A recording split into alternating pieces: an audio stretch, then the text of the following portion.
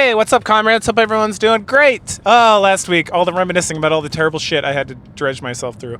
Now, again, I cherry pick a lot. I cherry pick what I play, right? So generally, I'm not running into complete garbage. That new Modern Warfare shit was a shock to my system. That months later, I'm still pissed off about, especially because even like subpar Call of Duty stuff, like Vanguard, was 1,000 times better. Like, the story of Vanguard's kind of shit. But it was fun to play, and, like, some of the moments were cool, and the characters weren't terrible. Like, anyway, I don't want to rehash it. All right, so we're going to talk about the best things. But first, I want to shout out a couple of honorable mentions like I did before. There's really just two this year. The Dragonlance trilogy of books, the original three, the Autumn, Twilight, Autumn, Twilight, Winter, Night, and Spring Dawn. Excellent books. Didn't quite make it, I think, because I have read them multiple times at this juncture. So I really enjoy them. And I've got to say the same thing for Dune. And I'm talking specifically about Dune, Dune Messiah, and Children of Dune. After that, the series kind of really goes downhill. God Emperor of Dune is okay. Like, it's one of those things where it's like, I'm so hyped from the first three books that I always start reading God Emperor of Doom, and then I like finish it, and I was like, like, it's not terrible, but it's not great either. And then the books afterwards, like Chapter Houses and stuff, it's just kind of like, I'm good. Like, I like to compare it to Ender's Game. Now, if you've never read Ender's Game, it's pretty decent. Like, I remember the first time I read it, I was like, oh yeah, that was pretty good. It's like, there's more books, and I've read like Eaters of the Dead or Speakers of the Dead or whatever the second book's called, and I got like halfway through it, and I was like, what is this shit? Like, where's the naked kids flying around fighting aliens on like a virtual reality fucking thing? Like, what is this? Some old man speaking in the desert or some shit? Like, boo. That shit fell apart real fast. Now, one of my sisters-in-law, she loves that shit. She has like all of the books and like the new books that like star like a different character or some shit. And I was like, but why? I don't question it because I don't want to start fights in the family. But in my head, I'm like, you have bad taste. So when she just suggests stuff to me that's not Hallmark Christmas movies, I'm like, I'm good. Like, oh, I'm such an asshole.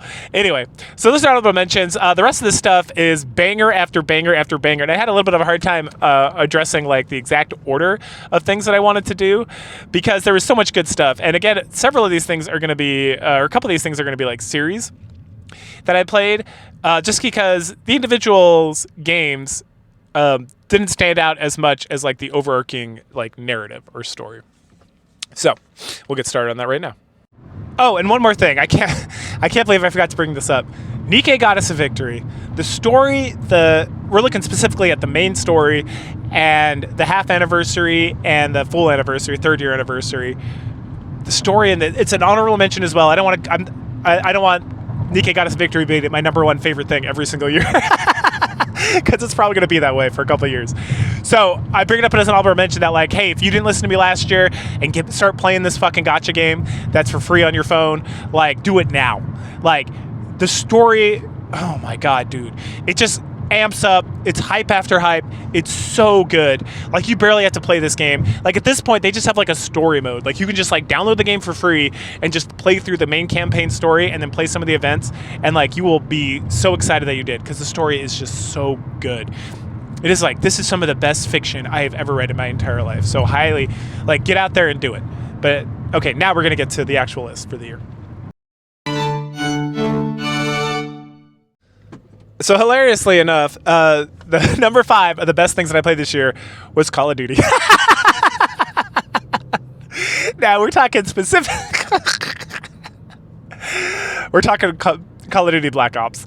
Now, as I mentioned in the previous video, Black Ops 7 has come out, and apparently it's a disaster. I'm going to move that. I can play it this year, and I can play it in 2025, and I can slide it in there, but I'm not. I'm just going to play. I'm going to have a video. I'm going to play it in 25 and have the video go up in 26. So we can talk about that disaster when it arrives in January or February. I might just slot it in. I have my schedule of videos and games and everything that I'm doing all the way out to like April at this juncture because I'm an organized young man. But I'll probably slide it into my Thursday slot since I keep that open on YouTube and Rumble anyway.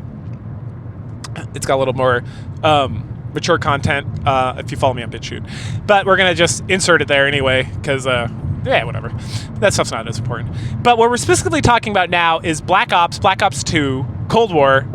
Yeah, Cold War, and Black Ops 6. Okay, so between those 4 games, fantastic. It is like, it's not peak.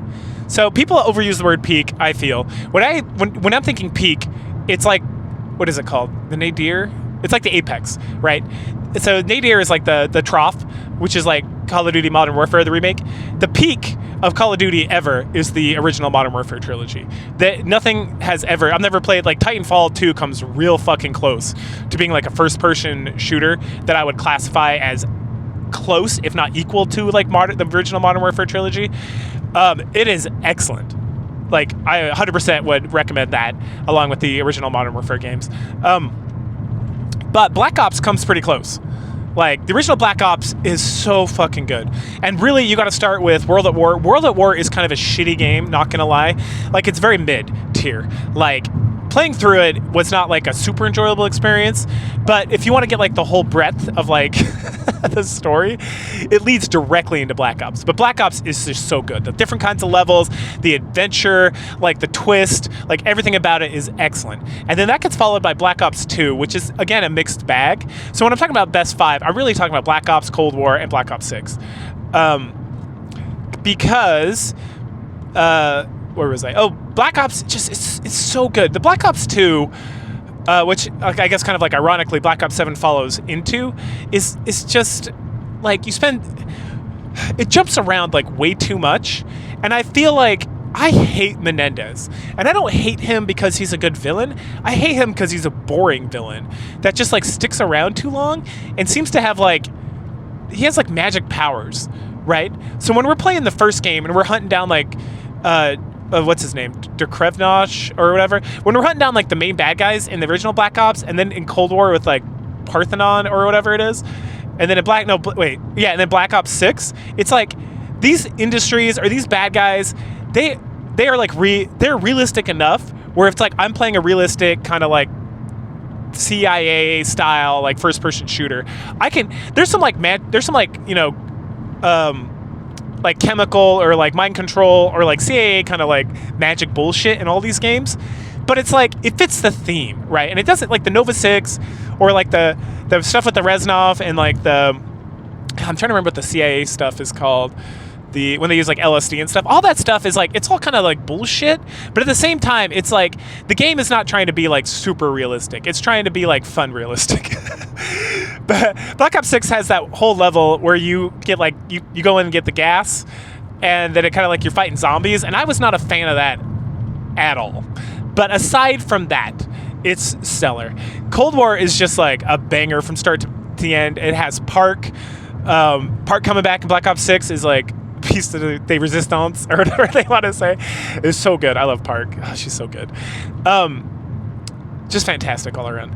And then the rest of the characters, even Civ or whatever, the lady from like the Avalon or whatever, she kind of sucks, but not in like a way that distracts too much. And she does have her moments. Like, she's not Farah or anything like absolutely terrible. And again, it's like you get some of that like whiff of like woke bullshit DI stuff in this, but it doesn't distract from the game. Like it distracts enough where it's like I recognize that this character is designed the way they are because HR said they had to do it because of woke bullshit. But at the same time, the game is so excellent. Like, playing Black Ops 6 was so much fun. Like, that's all I gotta say about that. Like, from like busted the motorcycle scene at like the Bill Clinton rally, or no, it wasn't Bill Clinton rally, it was like some senator's rally. And all, just everything, like all the sneaky stuff, and just like, dude, it was so good. Black Ops 6 is good. I don't care what people say about it. I don't know what the multiplayer, I don't know about the cheating situation. I've heard all that bullshit. But playing the campaign, Adler being back, having fucking Frank, like, so good, man. And again, it's like, Black Ops 2, it's all right. But yeah, Black Ops, Cold War, and Black Ops 6, just so good. I still think about it now and be like, man, that's so good. I was so excited for Black Ops 7, and it's going to be a disaster, and I'm going to play it, and I'll probably rant about it for an hour or two. But it is what it is. Like, it just is what it is. But at least Black Ops 6 was fucking awesome. So yeah, that's my 5th favorite thing, or best thing that I played the whole year. Number 4 on my list is Fairy Tail. That's right. So if you've been following me at all, you see that I've gone through the first 30 some odd volumes of the manga. And Fairy Tail is excellent. I remember finding it, I think because, I mean, it was always because of Lucy. Lucy is Lucy Heartfilia is top 5 anime waifus ever, right? You got like Asuka, you got Sailor Mars, and then Lucy Heartfilia is there, and then probably like Nikke's, like Naga and Julia. Just so fucking peak, man. She is so hot and so cool, and the guy who draws this shit is such an excellent artist. And then the story in this, like, everyone's so cool, right? Like, Urza's cool. Like, everybody's got their moment. Everybody, like, the thing, like, kind of, it's a shonen anime, or it's a shonen manga, and so, like, stuff can kind of drag on a little bit, but you never feel it dragging on until like later on when you're thinking about it. You're like, God, that arc was super long. It's like 3 volumes. Holy shit. Right? Because it's just like the way he draws, and just like the characters come, and the way they advance, and the way they like just beat the shit and overcome the odds, and like the, you know, friendship is magic. And just, I would say if you like anime and you're thinking about getting into manga, like Fairy Tail, like the original Fairy Tail. I know there's like Fairy Tail 100 Year Quest, I think is a new one, that I will get to eventually. But like getting through the first half of this, and then as playing games and seeing part of the anime from like the second half, and it's just like everything about Fairy Tail is so fucking good. Like the fan service is like peak fan service, and that is not an exaggeration. Like the only fan service that could possibly be better would be like Nikke. So maybe Nikke Got Us a Victory is peak fan service, but it's up there. It's up on the slopes. It's high up there on the K2, like up in the freezing cold death. That's where Fairy Tail sits, man. It's so good. It's so fucking good. All the characters, and like you have a whole guild of characters, and they get they get tons of moments to shine. You get tons of dudes, like the bad guys becoming good guys. Just like everything about the dragons. Natsu's badass as hell. Gray's super fucking cool. When Wendy shows up, she's amazing. Like, you just love everybody, man. And it's just like, I read that thing, and as I'm reading it constantly, I'm like, God damn, this is so good. Like, out loud. Like, just super enjoyed it all around. The reason it's not higher on the list is because there's stuff this year that I legitimately enjoyed more when I was going through it. And part of what's keeping it down, not even what's keeping it down, part of the reason I didn't want to rank it higher is because I'm looking at it like a whole thing. Like, it's hard to beat like a whole, like half of the manga series, the original manga series, when you're reading like a book or playing a game, because there's so much shit going on, and it's like a cascade of like fond memories and stuff. While if I play like a stellar game, it's like, okay, so the game happened and then it's over, and it's like, wow, that was really good. I really enjoyed that, right? So I had to really think about, were there any individual like pieces that I would rate higher than these other areas? And I really, nothing really got me. Like, there are other things that got me more hyped up, or that I enjoyed more for various reasons, or just like so fucking epic, that just took a little bit, brought Fairy Tail down. But this year there was some like stellar shit that I was involved in. Like, it's been a good year, not gonna lie. Like, especially when I'm reading and playing older games and shit, there was a lot of good stuff. But Fairy Tail is just excellent across the board, so highly recommended. So for number 3, we're gonna take our yearly our yearly read of the Dresden Files series. The third book is the best book so far. Grave Peril, so good. It introduces Michael, who is a friend of Dresden's, who's a Knights Templar and uses the power of God to fight like demons, and the whole thing centers around demons and like vampires. And like, this book series, I feel like, was made directly for me. Like, the main character is like a tall dude with long hair, and then he fucking is getting together with some hot Latina chick, and it's like, yes, dream come true. Plus he's a wizard, plus he never gives up, plus friendship is magic. Like, this book series, the first 3 books, stellar. Absolutely no complaints. Like, just so good. And it's just like the way it's written, and the ups and downs, and the way it sets up. Like, the story is like a complete full story, and it's excellent. But at the same time, it leaves so much open for more stories, not making me feel like, oh, this person didn't address this stuff. Like, the way this guy does like his books, where it leaves it open to like more stuff could possibly occur, is perfect. This guy is an excellent author. And if you're into like fantasy, like if and even like I'm trying to remember, it's like magical realism is like a stupid term that got used for like Harry Potter and shit, like where there's like magic, like telenovelas essentially, right? But if you like magic and shit and vampires and just like a badass main character who is not even close to being like a Mary Sue, but like pulls it together through the power of like just being awesome and just like this is like a shonen like light novel, like the way Dresden acts and like just power. It's not even like powering up. He just like everything makes sense. Everything's logical. Everything moves to like a steady progression. There's like highs and lows. Like the cast of characters is universally excellent, and just like it's a pleasure to read through these books. And I would read them more, but like I'm actually reading them instead of listening to like an audiobook. So it's just hard to like sit down and read because I can like listen to a book while I'm like taking my kids to the park. It's harder to like sit and read when you got little kids and you gotta like keep an eye on them at all times. So. But yeah, the Grave Peril, the top, one of the best things I engaged with all year. Probably the second best book that I read all year, and just highly recommended. The Dresden Files generally, but Grave Peril was excellent. All right, the second best thing that I engaged with all year was another book series. Or actually, it was another book, but it's the book series. And that's Solo Leveling. That's right, the light novel. Not the anime, not the manga, whatever. I stumbled upon this shit by complete happenstance. It just happened to be in that cache of like light novels that I got. So I listened to Overlord, and then I just put off listening to Overlord for like an entire year. Don't worry, we're getting into it in January. So right now, it should start popping up. Which is it's good. It's real good.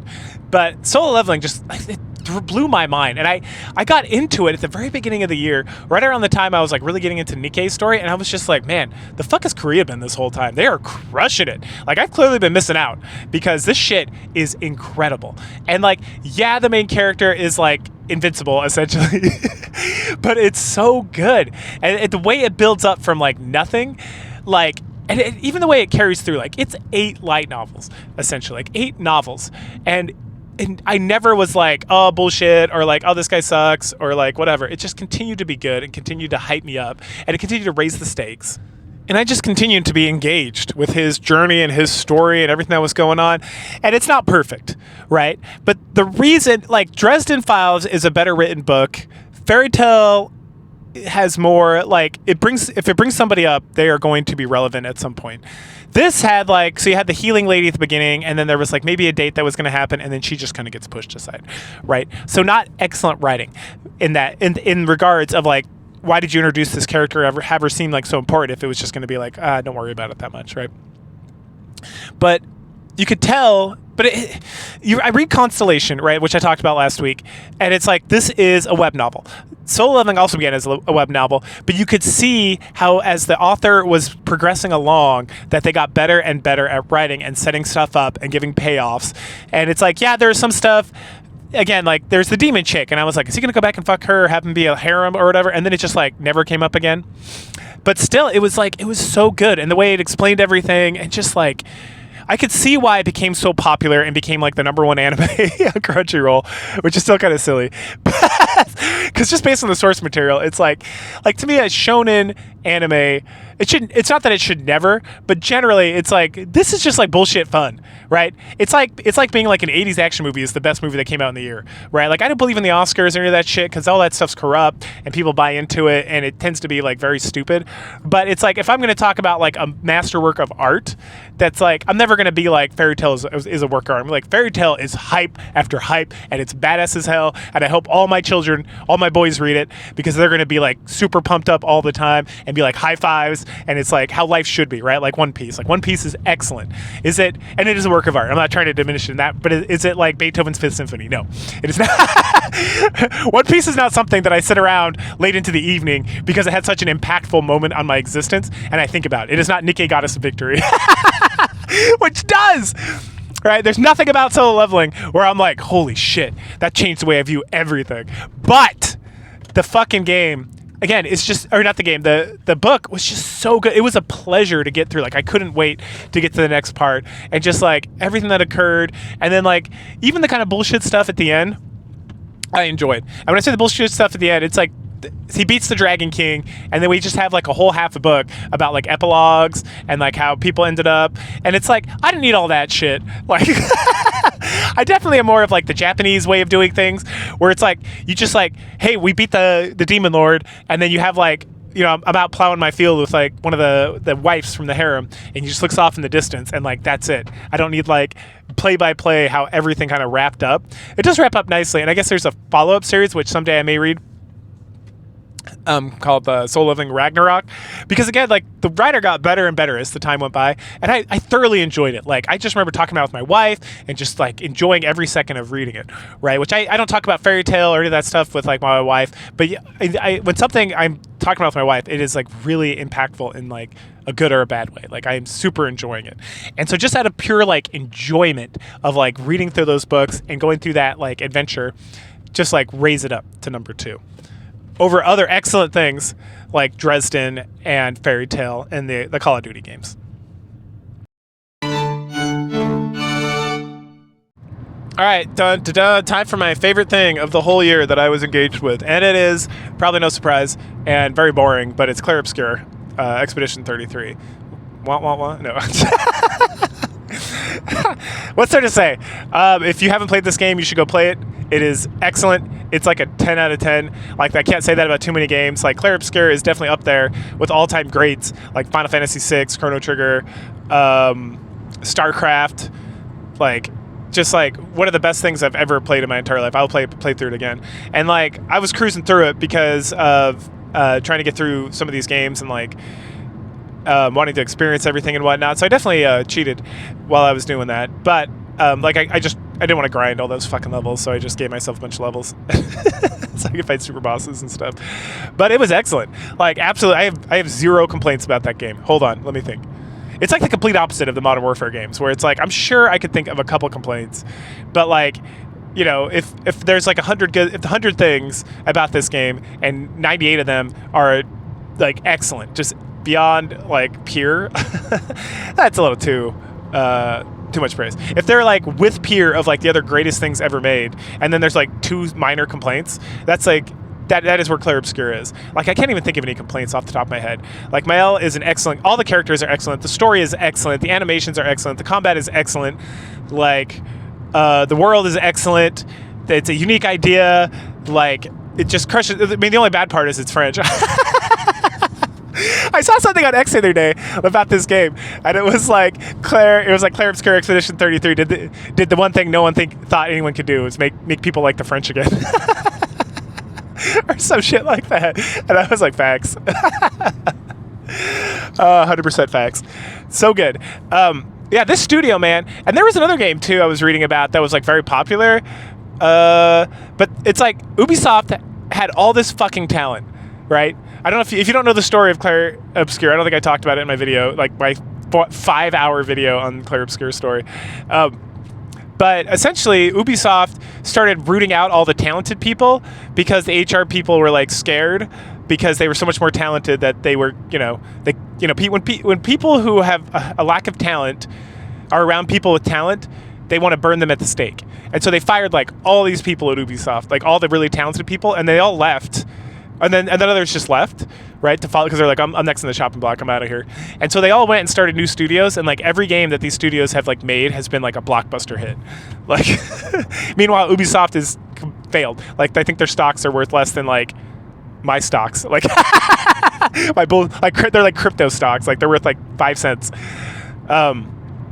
Just like shit the bed completely. They got like a 25 shares bought out by Tencent. I heard some rumor that the whole company was going to get like bought out because they just have failed so fucking like incredibly, because they just like they sold themselves out to like, and that's the thing. It's like there's a lot of the blame on the DEI stuff, which is fair and a fact, because all DEI stuff and anyone related to DEI and all these consultant groups are like the black plague. Like, anything they touch dies, right? Because just like wastes away, and like anyone who's based on it is like a miserable person, and like it's just like complete. It's like people talk a lot about, they throw the word toxic around a lot, but like the DEI thing is like toxic to the extreme.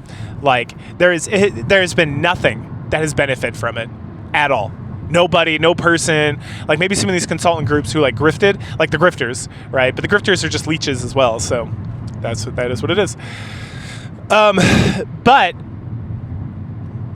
going away from that and just ignoring it, a lot of these companies have like crushed it. Like the Silk Song guys, they're not French and they're not related to Ubisoft. They're like Polish, I don't know.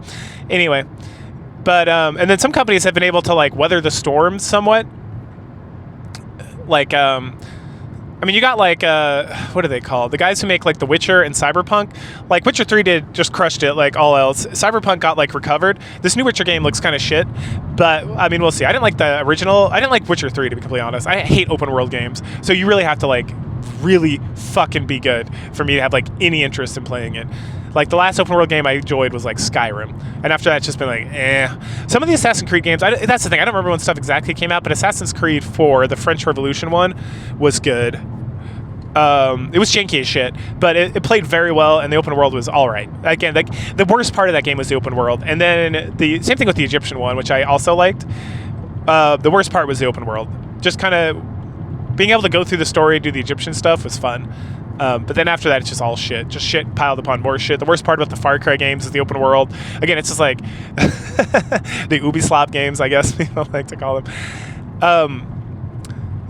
The pirate one was okay, because this game you're just fucking playing a pirate and just going around doing pirate shit. It wasn't like I barely remember it, but I do remember like having a good time while I was there. Okay, I'm getting way off track. So Clair Obscur, excellent game. The Ubisoft like jettisoned all their talent, and I'm glad they did, because otherwise we wouldn't have this. And it looks like there's another game out there that is based, so like it's kind of got a lot of the same mechanics as Clair Obscur, and so hopefully it's another independent studio that like really put their heart and soul in it and crushed it out, because that would be fun to play more of this shit. Because like as much like Soulsborne games, I'd much rather have these like like these action role-playing games. I'd much rather have like turn-based regular role-playing games. Like I really enjoy, another game I really enjoyed that I'm going to post about next year is Chained Echoes, and that game is like woke as shit, but it doesn't get in the way of the game. Like, to be completely honest, like it's got all sorts of stupid bullshit, and the story's not super great, but the story's interesting enough, and it kind of carries through enough. Definitely the woke stuff makes it worse, but the rest of the game is put together so well and so enjoyable. The DLC shit, but you can see that video. It's going to come up in like January or February. I'm pretty sure. But yeah, so Clair Obscur, excellent. Like again, I'm trying to think of anything I did not like about that game, and besides just mindless grinding you need to do for super bosses, which I'm never a fan of, which is why I always cheat at those games and just make myself like super strong, because I don't want to like spend 10 hours grinding so I can go fight this shit. Just like super fun. Yeah, the side stuff's good. The ending was good. I like that I had two endings. The fact that some people think the ending where Malel, spoiler alert, stays in the canvas is a just as good, like not good quality, but good as in like there's not a good or bad ending where you're like a bad guy or a good guy. Like that's a bad guy ending. Like I'm sorry, that is 100% a bad guy ending, and I rant about it in my video, so you can go watch that if you want. It's at the very end. You can just skip there if you don't watch the whole 5 hours of me talking about the story in this game. But the story is excellent, so highly recommend it. Don't watch my video, just play the fucking game. Like give them money so they can make more shit. And this is like the one game I played all year where I was like, this was worth money to actually play. Outside of Nikke and their fucking gacha skins. Like nothing else this year was like worth money investment that I had not already spent money on. Like I played a lot of old retro games, and I bought all them like back in the day. But like newer games, like there's very, very, very, very, very few newer games that are like worth your investment, your monetary investment. But Clair Obscur is 100% worth it. Independent studio just fucking crushed it out, made this game that is one of the best games like I played in years. Like I compare this to like Final Fantasy 16, which isn't even like a turn-based role-playing game anymore, and it's like Clair Obscur is a better game.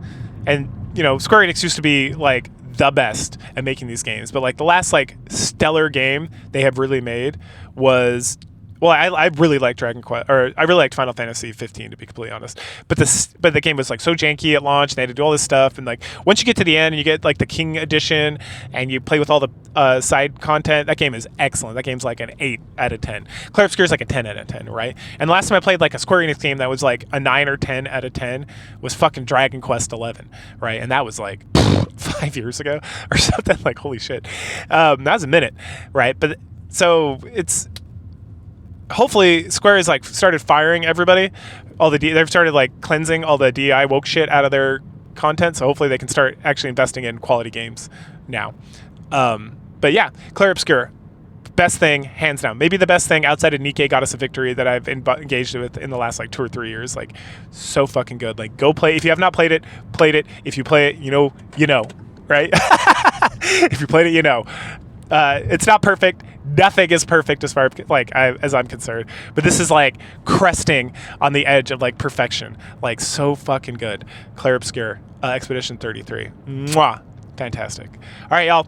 So we have another year going. So hopefully we play some good shit and avoid as much of the toxic bullshit. I'm playing Black Ops 7, so we're gonna start real strong. But we also played Chain Echoes, which, as I mentioned, is it's woke as shit, but the game is good enough that even with all the woke shit, it like doesn't detract it from too much. Like it takes the game from being like a 9 out of 10 to like an 8 out of 10, but it's still 8 out of 10 is pretty fucking good. Anyway, we'll get to that when we get there. So go ahead. Thanks for joining me for this year, and go ahead and like, share, subscribe, comment, and I'll catch you guys later. Bye.